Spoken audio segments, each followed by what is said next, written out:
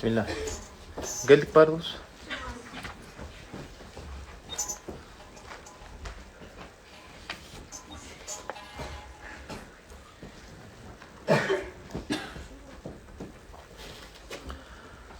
Anda bugünkü tema demek meymangerçilik adebi.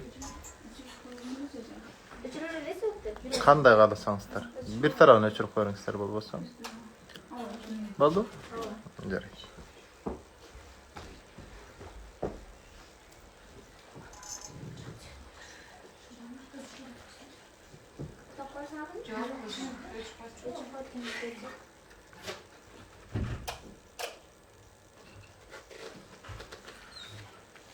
Bismillah. Anda dostlar, sizler менен биз өтө турган сабагыбыз меймангерчилик адеби. Bismillah. Жанагы келген жерибизден улантайын. Эми экранды карадык. Балдарга берилип жаткан тарбиянын жыйынтыгы дароо эле билинет экен. Балдардын чоңоюусун күтүп отурушат эмес экен. Карагыла. Балдарга берилип аткан тарбиянын жыйынтыгын, алардын чоңоюусун күтүп отурбай эле, үйүңүзгө мейман чакырыңыз, же меймангерчиликке барыңыз, ошондой эле көрүнүп калат экен. Bir misal. Үйүңүзгө мейман келсе, балдарыңыз алигече салам берсе билбейт, өзүңүз салам бербейсиңби? Ой, саламдашпайсыңбы деп өзүңүз үгүттөп отурасыз жанагы жерде. Демек, али саламды үйрөтө элек экенбиз. Мындан улам биз да ата-энебизге балабыз. Үйүбүзгө ата-энебиздин бир туугандары, ата-энебиздин достору, жакындары үйүбүзгө келген кезде, ата-энебизге айттырбай эле, ата-энебиздин мейманынын көз алдынча уят кылбай биринчи ассаламу алейкум, кош келдиңиз деп салам беришти унутпайлы. Макулбу? Экинчиси, бирдемке бере турган болсо, ой, рахмат айтпайсыңбы? Ой, рахмат айтпайсыңбы? Даже рахмат айтышты үйрөтө элек экенбиз да, көрсөң. Баягыда бир кыз апасынын сиңдиси, таежеси дейм, келип акча берсе, ой деп акчаны алып сүйүнүп чуркап атса, апасы кармады, ой, не деш керек кызым? Не деш керек? Десе түшүнбөй атат да. Эми о, не деш керек деп, анан не апа дагы да жардам болсун деп, мага атаң акча бергенде мен не дейм? Десе тиги кызычы апасына карап, шулебе дейс дейт да. Ансарындайчы. Биз балдарыбыз бизден эмнени көрсө ошону кайталай берет экен да. Демек, балдарыбыз мейманга салам беришти үйрөнсүн. Балдарыбыз мейманга рахмат айтышты үйрөнсүн десек, анда биз дагы мейманга салам айтып, рахмат айтышты өзүбүз жасашыбыз керек. Урматтуу студенттер, үйүбүзгө келген мейманды, ата-энебиздин ардактап сыйлап келген мейманын үйүбүздө кубанып күзөтүүнү, кызмат кылып элпек болгонун унутпаңыздар.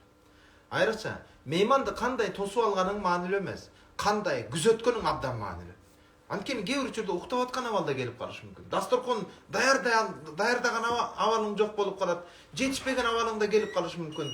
Демек, мейманды тосуп алгандан дагы мейманды күзөтөрүң абдан маанилүү экен.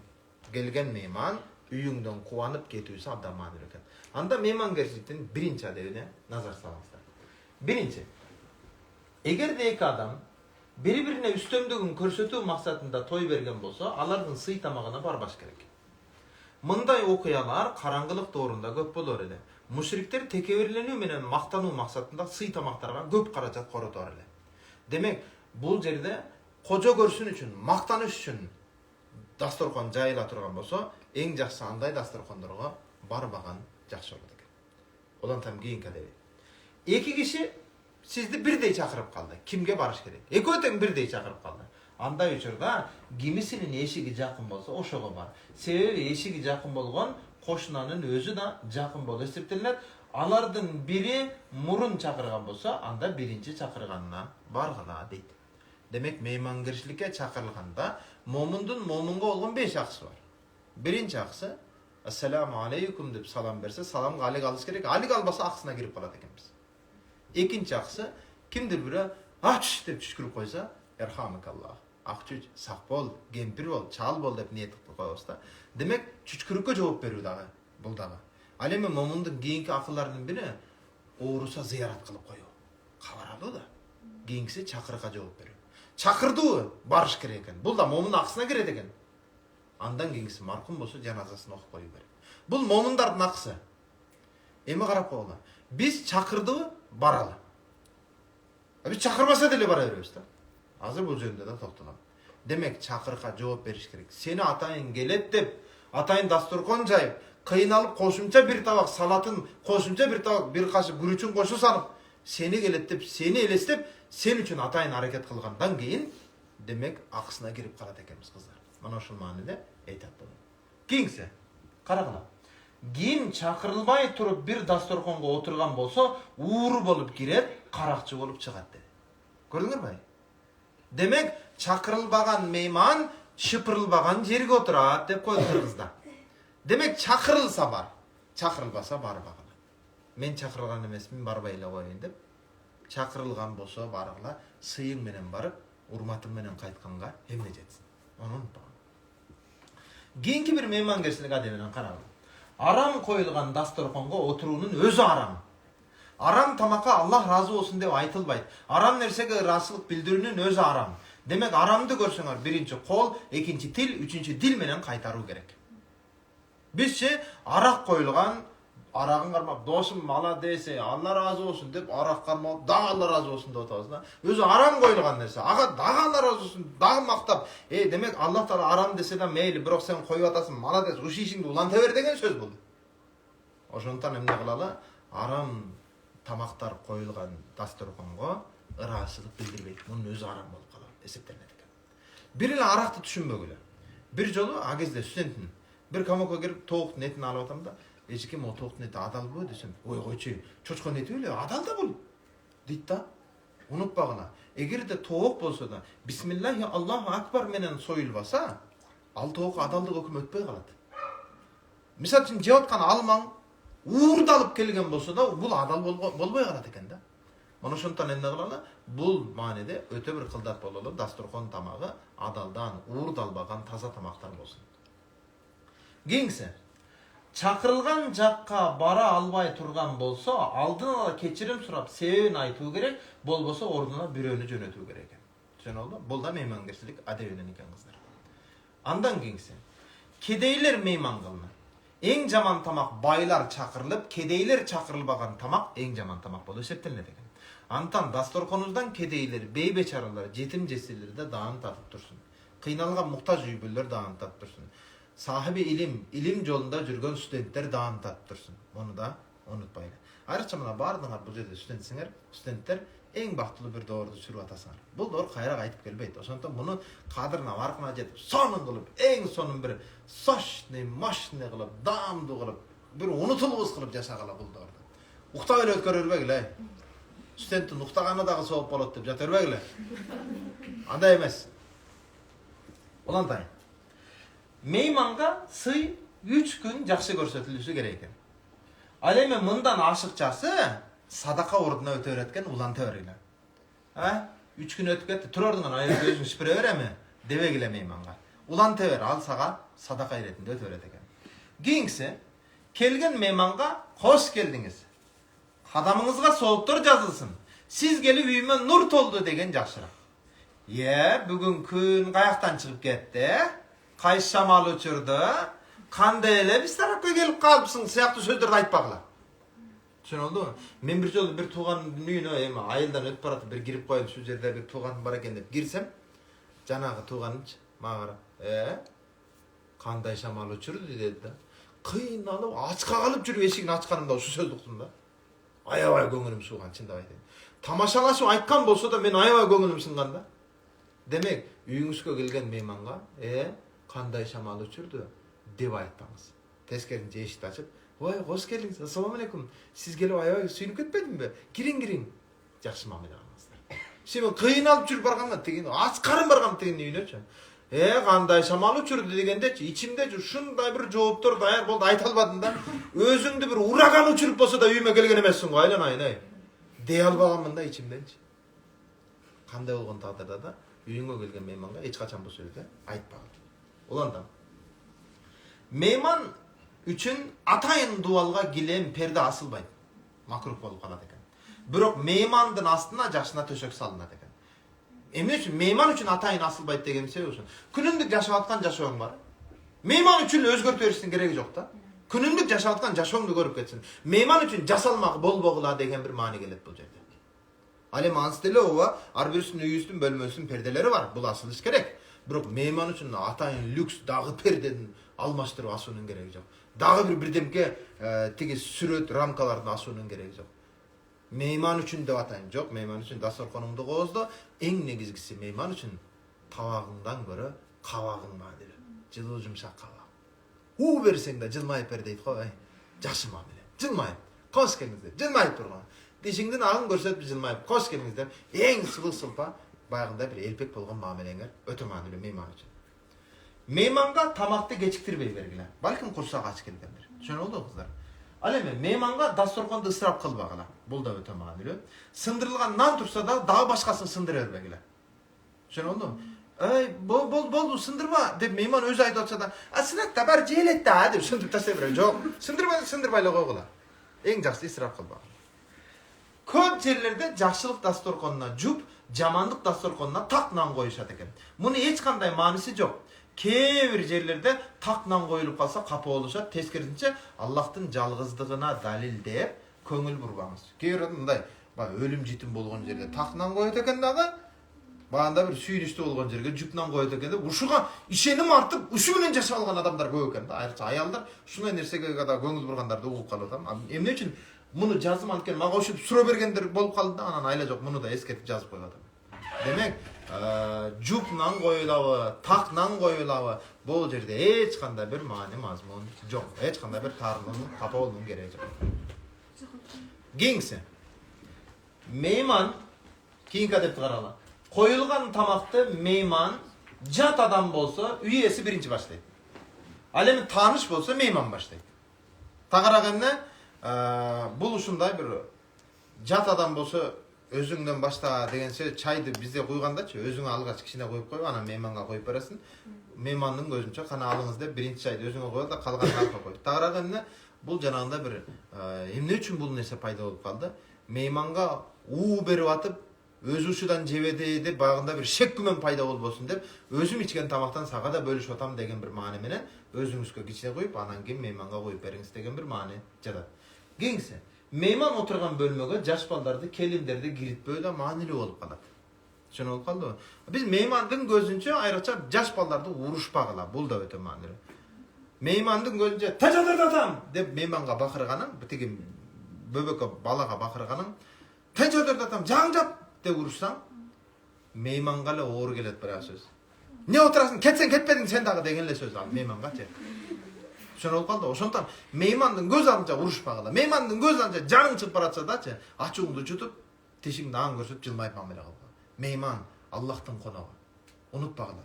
Кимде ким Аллахтын үйгө келген мейманын коногун жакшы тосуп алса, Аллах дагы мунун мейманын жакшы тосуп алат. О дүйнөгө кеткен. Көрдүңөрбү? Демек өтө маанилүү экен. Аллах дагы Аллахтын коногун жакшы тоскон кишилердин коногун жакшы тосуп алат. Bir günü bir kişi, bir rivayet okuyana aytayım. Arak içken kişi dünyeden göz yumat eken. Dünyeden göz yumsa ayalı baykuş janazaga eldi çakırsa el gelbeydi. Bul alkaş içe bile jürünmek barbaymış deydi. Oşontu imam garıp, imam sen imamsın. Eptep janazasını okup ber, men özüm gömüp alam deydi. İmam da janazasını okuyup giyiske urup baykuş ayal janağı göğsün kabırgan bir жерге alып келет. Өмүр адам gömgөн эмес, ошол жерде бир койчуманды көрүп калат. Койчуман Кудай үчүн суранам, мына менин күйөөм эле gömүп берчи дейт. Макул деп жанагы койчуман gömүп атканда о мен деп пычы 15 дуа кылып анан дуа gömүп коет дейт. Bir апта өткөндөн кийин жаназасына келбей койгон бүтүндөй эркектердин түшүнө жанагы киши жаннатта жүргөн болуп көрүнөт да. Имам да түшүндө жаннатта жүрүп, түшүндө таң калып, "Ey, сен арага чекең? Кантип жаннатка кирдиң?" десе, жанагы түшүндө жооп берет. Meni gömgön koyçumandın duası menen kirip kettim deydi. Gördüңөрбү? Arak içken üçün emez, duanın urmatı. Oygono salıp bayağı ayal arkulu janagı koyçuman tabat da. Ne degen dua kıldın? Maga da үйrөтчү. Ne dep dua kıldın? Men de öğrenin. Ne dep dua kıldın dese koyçuman aydılar. Men nechese kılgan jokmун. Men daim ele şunday janımda belime nanımды baylap жүрөм. Janıman kim ötse, Kudayдын konogусун, gel oğuz dey. Kudayдын konogусун oğuz dey. Kudayдын konogусун oğuz dey. Beri öğretilem deydi. Bu direkte Kudayдын konogусун oğuz dey deyin desem ölüp jatat tabıtta. Ne desin bilbedim, dua kıldım. Kuday, ardayım senin konoktorun jakşı tosup alsa elem, mına da menin konogum kabul alып al dep dua kılıp koydum dedi. Gördüңөр bay? Oşondan emne oldu? Duanın güç hurmatına beşik. Demek, kimde kim Kudayдын konogun, үйгө kelgen konogun jakşı tosup alsa, Allah da bu insandan o dünyaga ketken konogun jakşı tosup aladi. Unutpagıla. Demek üydün kutu berekesi. Ayrıca kızlar, üyde atalar çarşap kelip. Bir atanın özün үйгө bir meyman gelatkanday sezim menen tosup alır. Bir atanın özün үйгө meyman gelatkanday sezim menen tosup alır. Unutpagıla, en çoğun hurmatı ataga görsetilsin. En çoğun hurmatı ataga görsetilsin. Al эми en köp merim apaga görsetiledi. Ayrıca ata bu kim? Ata ar bir balanın, oğul baldarının birinci batırı, al эми ar bir kız baldarının birinci süygönü ola septelenedi. İçinde ayday. Ata oşunday. Har birimiz atabızды jakşı görüyoruz da. Men atam dep söylüyoruz da. Mana şondan emne kılany? Birinci hurmatı ataga, al эми birinci merim apaga görsetiledi. Bunu unutpagın. Qaytdım temaga. Meymanga tamaktan alыңыз деп дагы 3 жолу гана айтыңыз, адан артык кыстабаңыз. Албайсызбы десеңчи. Жесеңчи болсо кетпесин. Эмне отурасың деген сөз болуп калат экен да. Ошондон эмне 3 жолу алыңыз де, калганын кенен коюп кой. Демек меймангерчилик. Адеби ушундай. Кийинки улантам.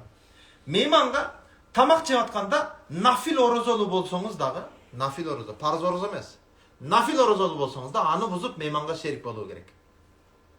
Көбүнчө биз үйдө бейшемби, дүйшөмбү күндөрү орозо тутуп калабыз. Башка күнү казасын кармап бересиз баягы орозонун. Эгер каалабаса, меймандан бирөө сурап коюңуз, каалабаса бузбай эле коюңуз. Бирок оозду ачуу жакшыраак экен мейман үчүн. Түшүнүп атабы? Эмне үчүн? Анткени Абу Дарда деген сахаба ар дайым орозолуу жүрөт экен да, ушул сахабанын өзгөчөлүгүн карасаңар. Bir gün Abu Darda'nın üyüne meyman gelip kalgan кезде Abu Darda oğuzunu açat da meyman için. Keyinен Peygamber Aleyhisselam'a gelip jolup tuura kıldın mı dese, ey Abu Darda sen en жақсысын kıldın dep жооп берет да. Көрдүңөрбү? Demek nafil orozolu bolсоң да үйгө келген меймандын урматына орозону бузуп турган дурусураак болот экен. Nafil орозо. Анткени сен орозосуң, жей бериңиз мен орозомун десең, ана курсак ачып келген болсо да жей албай калат баягы. Кыйнап калат экен. Ошондон эмне мейман Кудайдын коногу деп аны сүйүнтүп жөнөтүүнү адат кылган. Анткени мейман үйүңүзгө өзү менен кошо 10 дана ырыскы береке алып келет.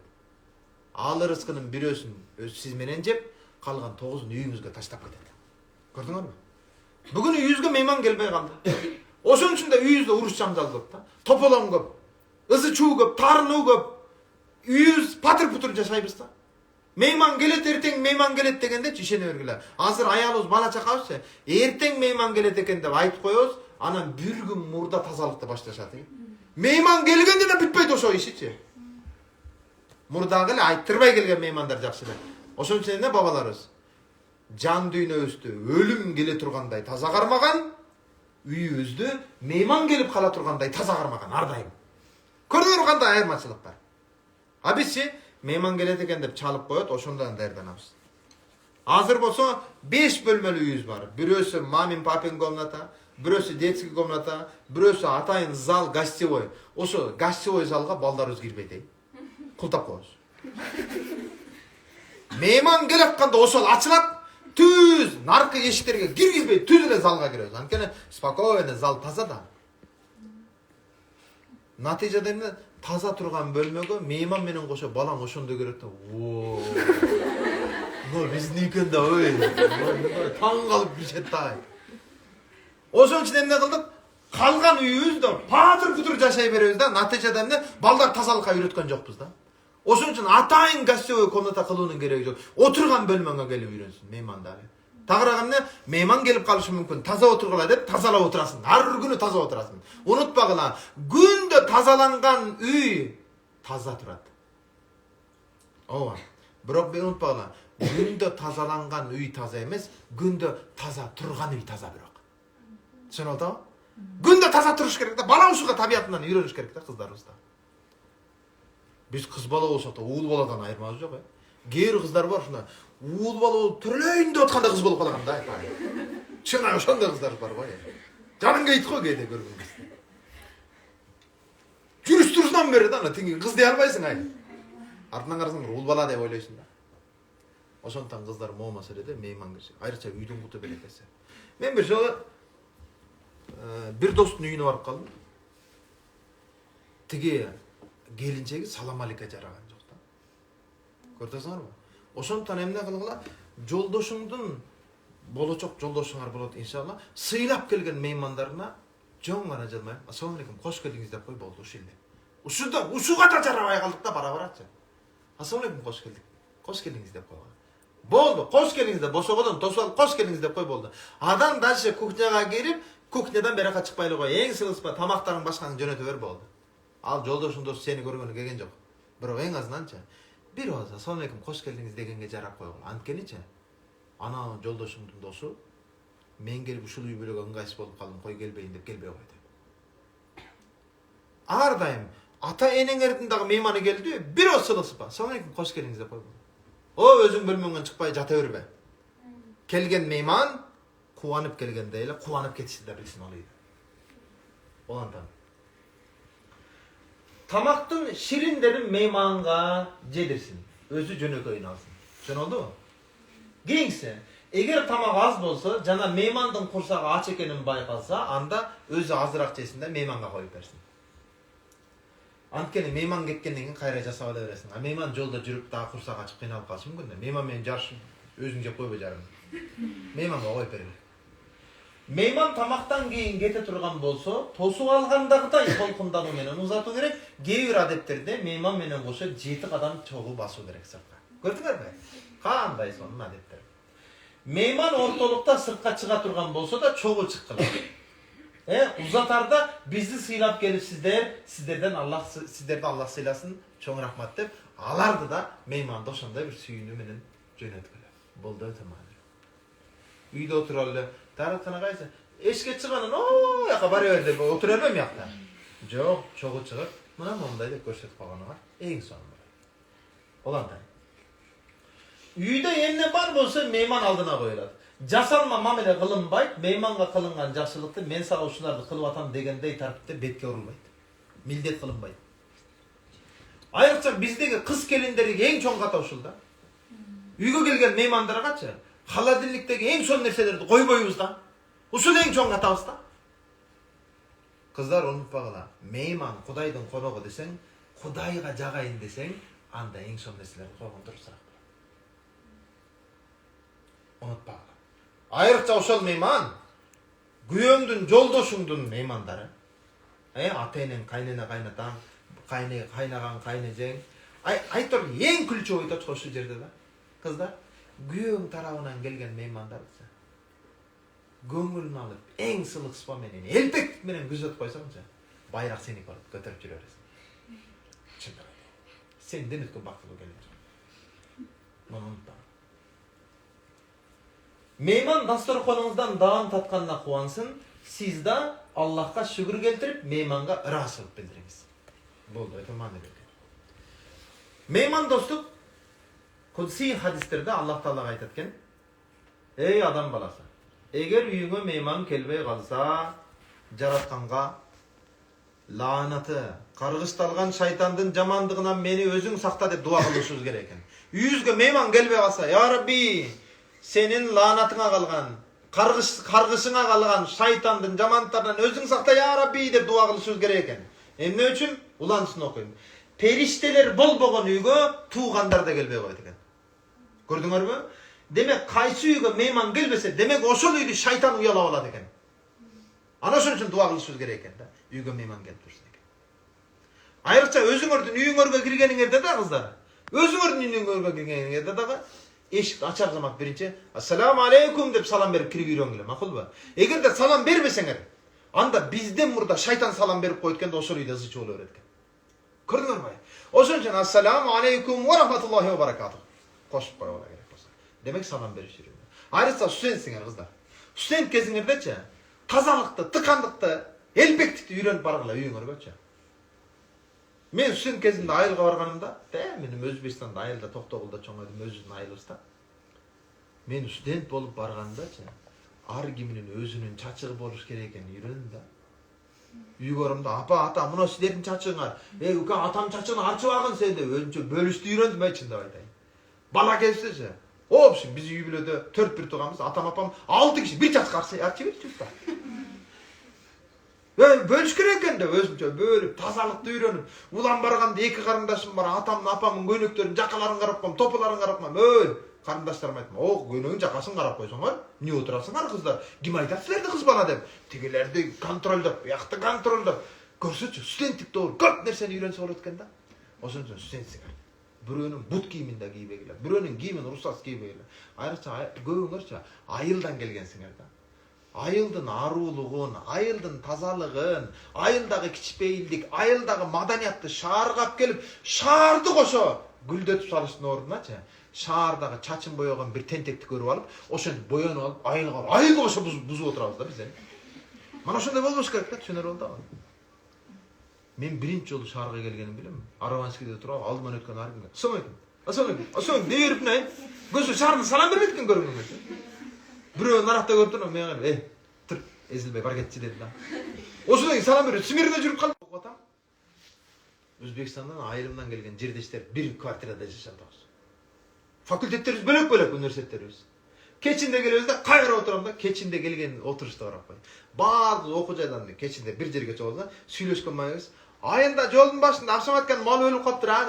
Jakşı. Bay 88 Aynur o şehirge tiyiptir ha. Jakşı. Munda çeýtganda-çı, ayıldan şaharga gelip, kayra ayıldı gıybatdaş oturup ettiribizdi görseçi. Ana men etmeýär dostlar, goýalar. Bunu menen bolýar. Men kvartiradan çygan bölek jaşaýyn. De üniversitetke gelip, üniversitette jakşı okugan studentlerdi izdep taap sizler men jaşaýyn dep, oşonto okuga umtulaýyn, hareket kılaýyn. Ayıldan gelip alıp, kayra ayıldı uşaktaş üçin gelgen jokpuz da şaharga. Oşontan kızlar gözüňürde açykalar. Mono jerde har kimiň har жерден geldiňer, birok mo жерге gelip, kayra ayıldı süýleşken gelgen joksaňar. Okugana geldik. Kaýsy maksat menen geldik, oşol maksatyn maýyn çygaryp, maňyzly bir iş hareket kılalım. Bolboşa-çı, jön ele uşaktaşyp oturgan ne paýdasy bar? Bolma unutpagın. Olantay. Periştesiz üýge demek şaýtandar uyalayt eken. Meyman gelbegen üýge. Siz jakşy tarbiýa görseňiz, söylemdi garagala. Siz jakşy tarbiýa görseňiz, meýmandyň Allah tarapyndan jönötülgenini bilesiz.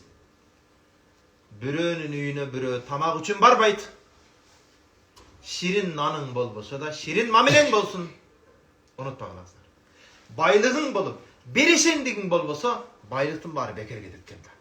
Ana şonтун berişen bol. Meyman dostum.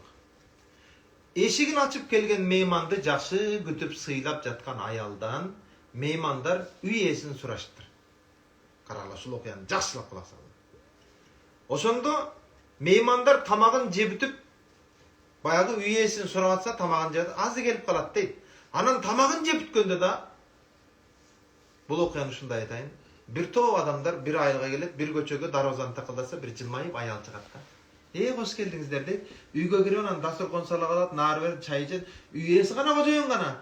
Hazır dep koýdy da bun çykpay tamak içip bitkenden kana gojoýun özü görünbeyt da dese, ahyrı jana ayal aytat deyip. Meniň gojoýunum bir top jylmurda dünýeden göz yumgan bolçu deyip. Bizde kütüp atkan janagy Eşmat akenin üýü bul emesmi? Jok, al kişinin üýü iki göçön arka jakta. Jürüňizler aparıp koýalım dedi. Görseçi, janagy eşikdi açkan kezde jylmaýyp sylyk sypak içpeylik menen mamile kılgan ayal jylmaýyp hoş geldiňizler dese, janagy kudalyka gelip atkan 10 kişi eken da ayaldar ejeleri akelerçi. Kudalyka gelip atdyr da. Jylmaýyp da bolsa ele bizdi kütken ayal uşul eken dep kirke teripdi da üýüneçi.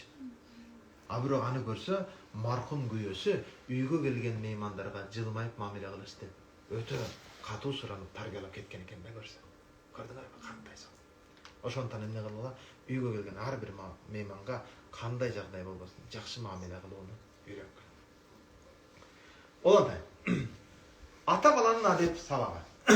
Oğlum, misaly biz biröňüň üýüne meýmanga barganybızda, eşigini açyp kirsek, üýdegiler tamaktanyp atkan bolsa, alarga ne dep aýtybız gerek?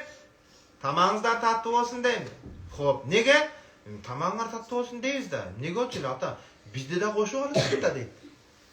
Dese, çındığında tamagyňar tatly bolsun debeydi. Assalamu aleykum deş gerek bolsa. Şonu otammy? tamak jep atkан bolsa dele, bari bir assalamu alaykum deş gerek da birinci. Andan keyin tamağın tatlı olsun deybiz. Demek bu da özgöçe bir mani berile turgan narsa. Balanın talantı otqa okşoş. Su sepseniz öçüp kalat, may sepseniz alolunуп kүйөт экен. Айрыкча бул жерде мен атайын бул сүйлөмдү кошуткан кыздар. Бардыгы студентпиз. Үйгө кээ бирлер bir ayda bir жолу барат. Кээ бирлер bir haftada bir жолу барасыздар. Үйгө барган кезде ар кимдин үйүндө өкөлөрүң бар, сиңдилериң бар да, бөбөгүң бар. Үйдөгү мектепте окуп аткан өкөлөрүңө, сиңдилериңечи. Өй, нормально окуктуңбу? Дешке кандай акың бар, өзүң биякта нормально окубай атсаң. Түшүнүп болдуңбу? Алгач өзүңөр биякта нормально болгула. Анан мам, я пошла деп кой окуган келип алып биякта. Анан жата бербегиле да. Окуш үчүн келдиңер, майын чыгарып жакшы бир окуп, окуунун да жыйынтыгын жакшы көрсөтүп бергиле. Оланда. Балдарыбыз бизден өтсүн. Караңыздар. Шакирти устазына карап, "Устаз, мен сиздин жарымыңызчалык болсом болот эле" дейт. Десе, баягы устазы мындан ачуусу келип капабылда мындай деди дейт. "Эй бала, сен менин жарымымча. Сенин шакирттериң сенин жарымыңча.